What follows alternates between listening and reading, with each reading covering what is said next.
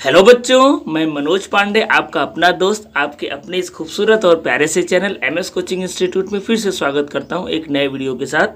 Friends, अभी हम लोग क्लास 12th मैथ को कंटिन्यू कर रहे हैं, चैप्टर नंबर 1 को। एक्सरसाइज 1.1 के लास्ट क्वेश्चन यानी 10 को हम लोगों ने कंप्लीट कर लिया था। क्वेश्चन नंबर 11 से स्टार्ट करना था, तो चलिए हम लोग स्टार्ट करते हैं। साथ साथ मैं आपको ये भी याद दिला दूँ, ये जितने भी मैं क्वेश्चंस करा रहा हूँ, ये सारे नोट्स आप अपनी ही वेबसाइट www.msciindia.in पर जाकर के आप डाउनलोड कर सकते हैं। वहाँ पर फिजिक्स, केमिस्ट्री, बायोलॉजी के भी नोट्स अपलोड हो रहे हैं धीरे धीरे करके। आप उन सारे नोट्स को भी आप वहाँ पर जाकर के देख सकते हो। तो चलिए, मेरा नाम है मनोज पांडे और आपका हमारा रिश्ता बहुत ही प्यारा है, ठीक है। तो चलिए हम लोग क्वेश्चंस को करते हैं स्टार्ट। तो क्वेश्चन नंबर 11 आपकी स्क्रीन पर ये रहा। पहले क्वेश्चन को अच्छे से समझिए, फिर हम लोग क्वेश्चंस को सॉल्व करेंगे। देखिए क्वेश्चन नंबर 11 क्या बोल रहा है, so that the relation R in a set A of point in a plane given by R is equals to P comma Q, distance of the point P from the origin is the same as the distance of the point Q from the origin is an equivalence relation।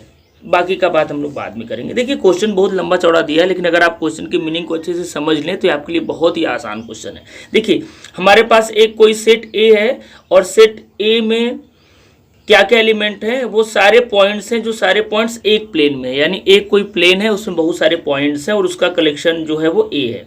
यानी एक set है जिसमें बहुत सारे points हैं। और वो points कैसे हैं, उसको रिलेशन आर से डिफाइन किया गया है। बोला कि P and Q distance of the point P from the origin is the same as the distance of the point Q from the origin. हम लोग को यहाँ पर दो पॉइंट दिया, एक पॉइंट पी और एक पॉइंट क्यू।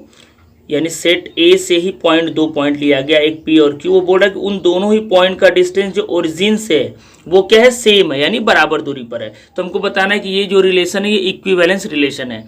तो बच्चों इक्विवेलेंस रिलेशन के लिए हमको क्या करना पड़ता है, आपको पता ही है। अगर आप कंटिन्यू मेरा वीडियो देखते हुए आ रहे हो या आप बेसिक थोड़ा बहुत पढ़े हो, हमको दिखाना पड़ता है कि वो रिफ्लेक्सिव है, सिमेट्रिक है और ट्रांजिटिव है। तो पहले एक मैं डायग्राम बनाता हूँ ताकि आप मेरी बात को अच्छे से समझ पाओ, ठीक है। तो चलिए एक मैं आपके लिए डायग्राम बनाता हूँ। पहले डायग्राम को समझिए बोल क्या रहा है, ठीक है। मैं अलग पेज पे बना रहा हूँ आपको समझाने के लिए, रफ वर्क है लेकिन ये बनाना जरूरी है।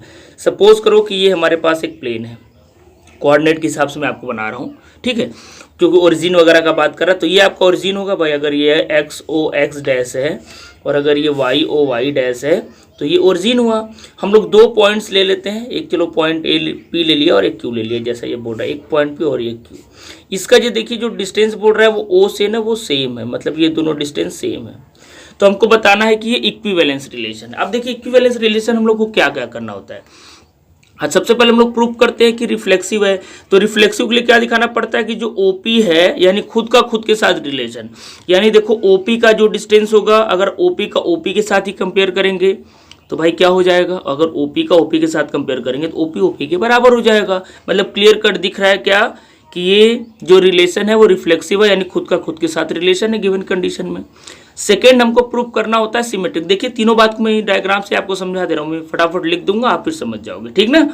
अब देखिए सेकेंड रिलेशन क्या होता है, अगर यही बोला जाता है अगर ए का बी के साथ रिलेशन है और बी का ए के साथ रिलेशन है, यानी इसका उल्टा, तो हम लोग बोलते हैं क्या वो सिमेट्रिक है। तो सिमेट्रिक के लिए क्या दिखाना है आपको, अगर OP OQ के बराबर है, ये खुद ही बोल रहा है, अगर OP OQ के बराबर है तो अगर इसका हम लोग उल्टा बात करें तो OQ OP के बराबर नहीं होगा। अगर भाई OP OQ के बराबर है तो OQ भी OP के बराबर है, यानी A का रिलेशन B के साथ है तो B का रिलेशन A के साथ है, मतलब ये सिमेट्रिक है, बहुत ही आसान है। अब ट्रांजिटिव अगर आपको दिखाना है तो ट्रांजिटिव के लिए हमको एक पॉइंट और लेना पड़ता है। चलो एक पॉइंट हम लोग क्या ले लिए, S ले लिए, क्योंकि उसके लिए 3 दिखाना पड़ता है। अब देखिए इसको हम लोग कैसे दिखाएंगे, और ये भी आपको पॉइंट वैसे ही लेना है जैसा कि OP और OQ के लिए कंडीशन है कि ओरिजिन से P भी इक्वल डिस्टेंस पर, O से Q भी इक्वल डिस्टेंस पर है। तो आपने जो S लिया है वो भी O से इक्वल डिस्टेंस पर ही लेना रहता है, ठीक है। अब हम लोग ऐसा बोल सकते हैं कि नहीं, OP OQ के बराबर है, OQ OS के बराबर है, तो OP OS के बराबर होगा। जैसे हम लोग यही बोलते हो आप ना, कैसे बोलते हो।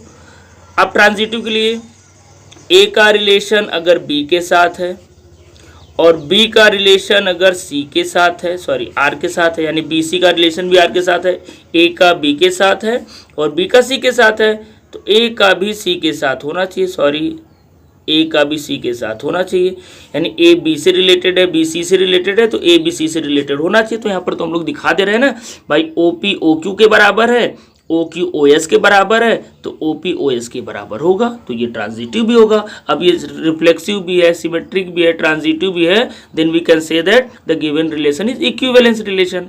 तो ये पूरी कहानी आई होप आप बहुत अच्छे से समझ चुके हो, तो मैं फटाफट इसको नोट कर देता हूँ, ठीक है, ताकि हमारा टाइम बचे और आपको अच्छे से समझ में बात आ जाए। जो भी मैं बात आपको समझाया वो मैं तुरंत कॉपी पर लिख करके आपको दिखा दे रहा हूँ, ठीक है। तो चलिए हम लोग क्वेश्चन को भी स्टार्ट करते हैं।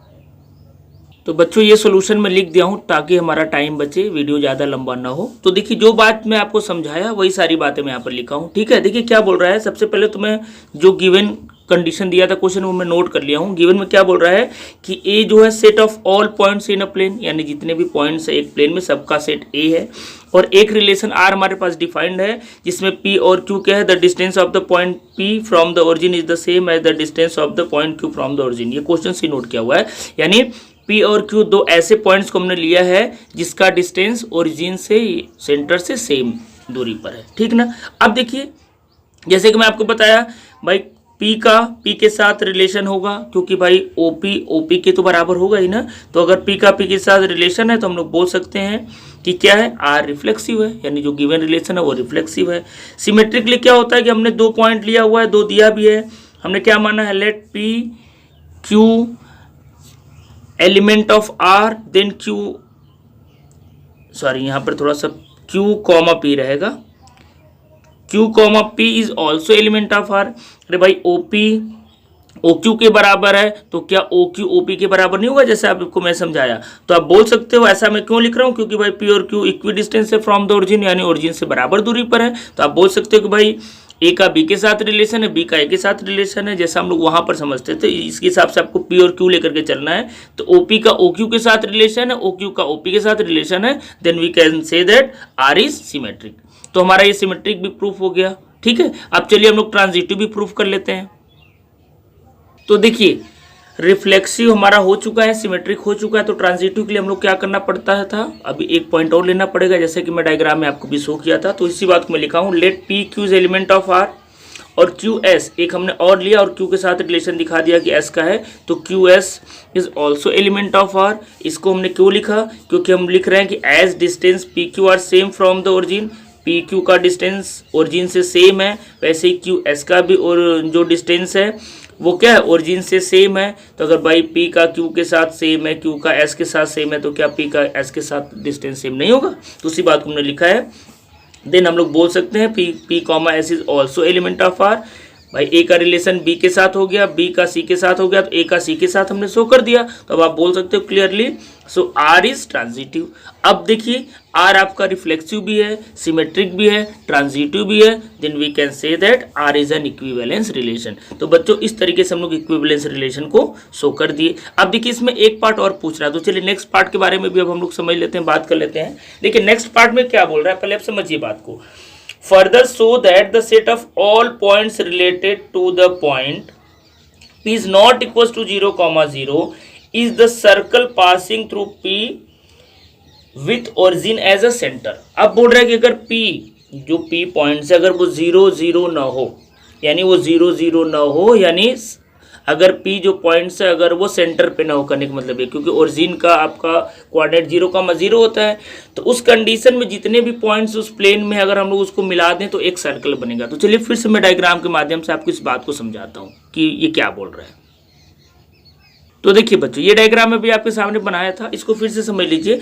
ऐसे करके क्या बोल रहा है कि अगर ये 0 ना हो, यानी अगर ये 0 ना हो किसी समय, तो उसी के हिसाब से अगर P 0 नहीं होगा तो Q भी 0 नहीं होगा, क्योंकि सब तो बराबर दूरी पर है ना, P Q S। तो इस तरीके से क्या होगा कि जितने भी पॉइंट्स अगर इस प्लेन में ले तो किस तरीके से पॉइंट्स होगा, इस तरीके से देखिए जो भी पॉइंट्स होंगे अगर वो 0, 0 ना हो, इस तरीके के कुछ पॉइंट्स हमको मिलेंगे। और आपको पता है सर्कल का definition, the collection of all points in a plane which are equidistance from the center या equidistance from a fixed point is called circle. आप जानते हो भाई सर्कल को बहुत अच्छे से आप फेमिलियर हो। तो यही बोलना चाह रहा है कि अगर ये सारे पॉइंट्स को अगर हम मिला दें, जो पॉइंट्स मिलाने के बाद जो डायग्राम बनेगा वो सर्कल बनेगा। तो देखो बना कि नहीं बना। भाई अगर P 0 नहीं होगा तो Q भी 0 नहीं होगा, S भी 0 नहीं होगा, यानी वो सारे पॉइंट्स इस प्लेन के जो इस ओरिजिन से इक्वी डिस्टेंस पर हैं, अगर ये सारे पॉइंट्स को अगर हम लोग ले लें और ये मीट करें तो ये क्या बन रहा है, एक कंप्लीट सर्कल बन रहा है। तो यही तो हमको प्रूव करना है कि ये अगर सारे पॉइंट्स को अगर हम लोग मिला देंगे तो ये कंप्लीट सर्कल बन जाएगा। तो चलिए इस बात को भी मैं लिख देता हूँ, आई होप आप समझ चुके हो मेरी बात। तो ये बच्चों रहा सोल्यूशन आपका। जिस बात को मैंने समझाया उसको थोड़ा सा सेंटेंस में हमको लिखना पड़ेगा ना, थोड़ा सा, इसलिए मैं इसको लिख दिया हूँ ताकि आपका टाइम वेस्ट ना हो। देखिए क्या मैं लिखा हूँ, इसका मीनिंग समझिए। The of all point, sorry sentence थोड़ा सा गड़बड़ हो गया, द सेट रहेगा ना, द सेट ऑफ, अब सही हुआ।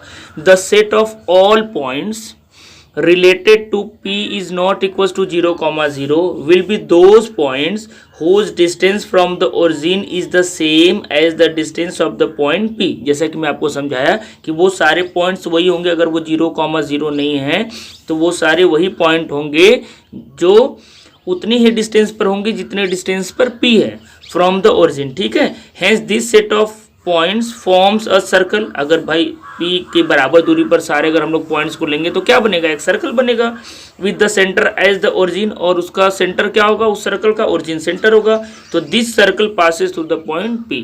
तो और वो सर्कल कहाँ से पास होगा भाई, उसका सरकमफरेंस P से तो होकर के जाएगा। इस तरीके से बच्चों ये आपका कंप्लीट सोल्यूशन रहा। आई होप मैं आपको समझा पाया, मैं ये उम्मीद करता हूँ। समझ में आया कि नहीं आया बच्चों, जरूर आप कमेंट करके हमें बताइए ताकि हमें भी अच्छा लगे कि नहीं मैं आपको समझा पाया। तो नेक्स्ट वीडियो में हम लोग नए क्वेश्चंस के साथ मिलेंगे।